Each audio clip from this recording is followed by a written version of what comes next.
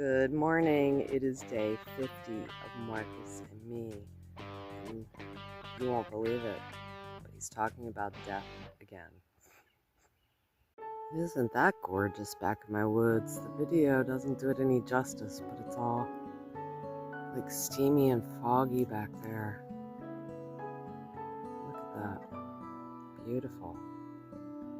It's like a rainforest up here or something.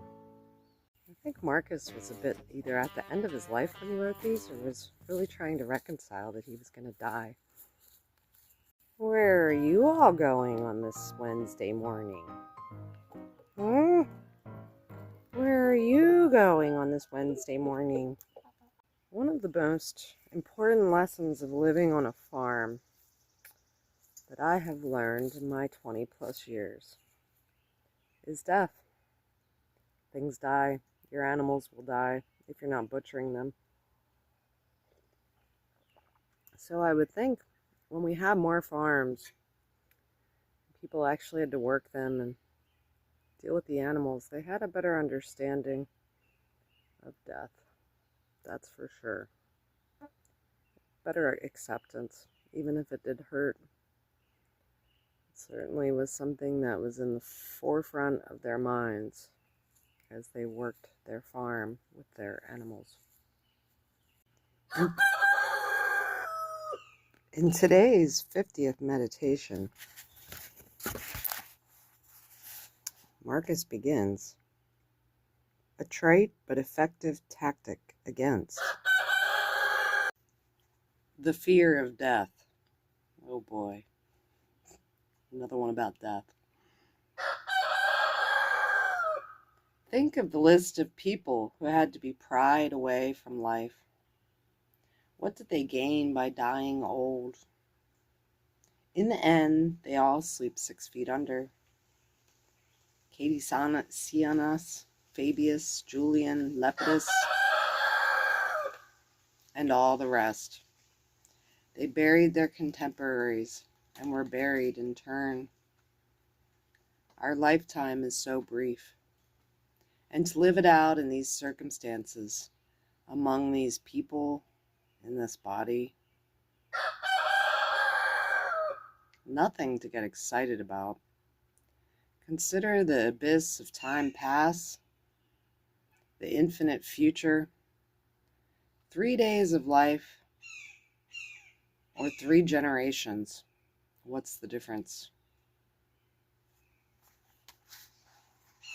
Marcus Aurelius, day 50, in book 4, Meditations, as the rooster, and I believe it's a blue jay over here, are crowing back and forth at each other.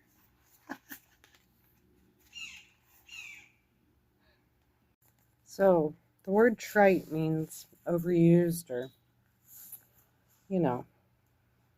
not very special. But it's effective.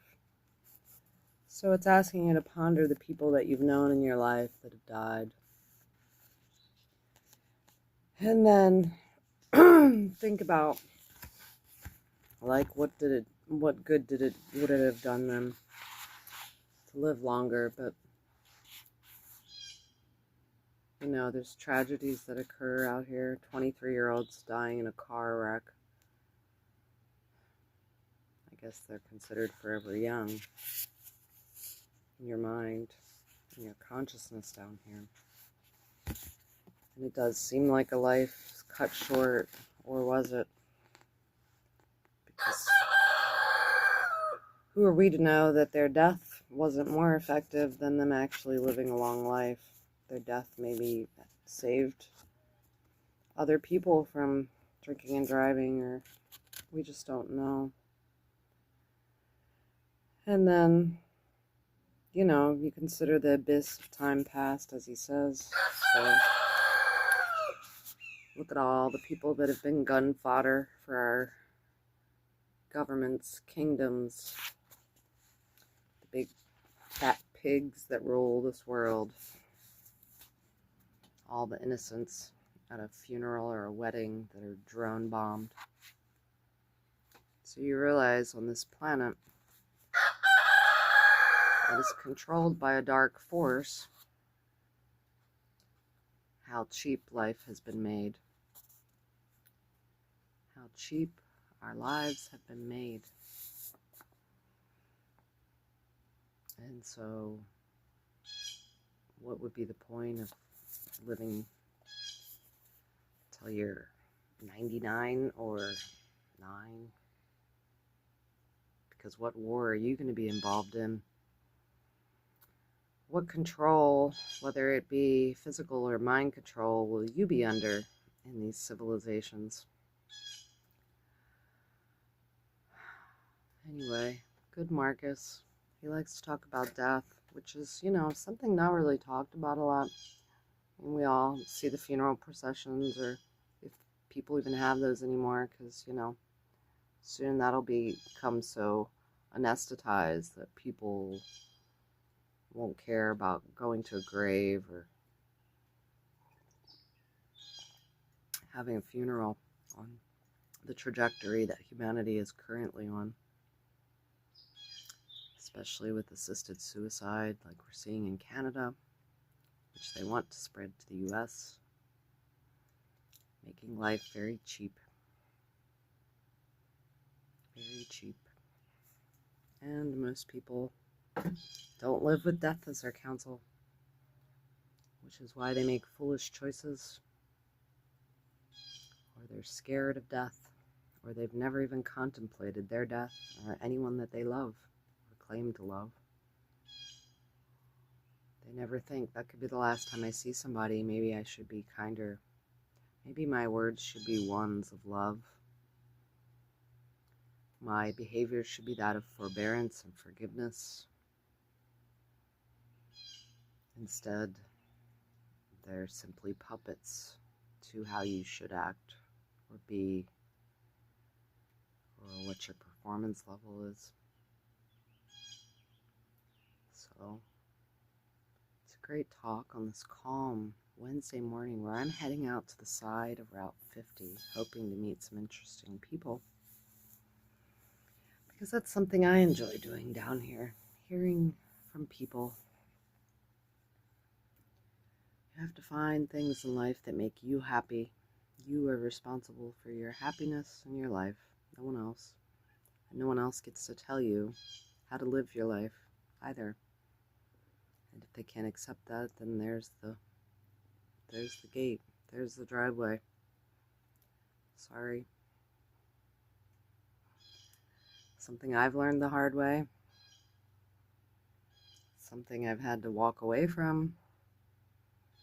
Because you're given one life, and you should be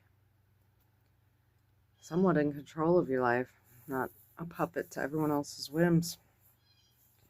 And if people love you, then they'll be happy for you. If they don't love you, then it's just a selfish relationship.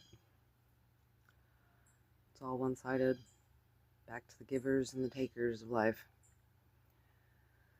So, deep thoughts on this Wednesday morning from Marcus. Think of all those people that have long gone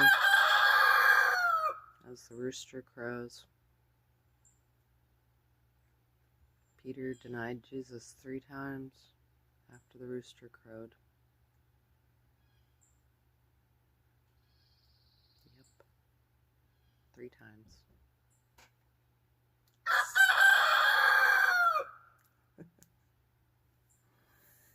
And that's life. Someone that had taught him, been with him, ate with him, denied him. So when you're betrayed, remember even Jesus was betrayed. I know this is a Marcus talk, but, there's great truths in Jesus' story, and he knew it. He knew he would be betrayed. There's been times in my life where I fooled myself, and I knew in the end that I would be betrayed. But the illusion was grand at the time. Have a great day. Peace be with you all.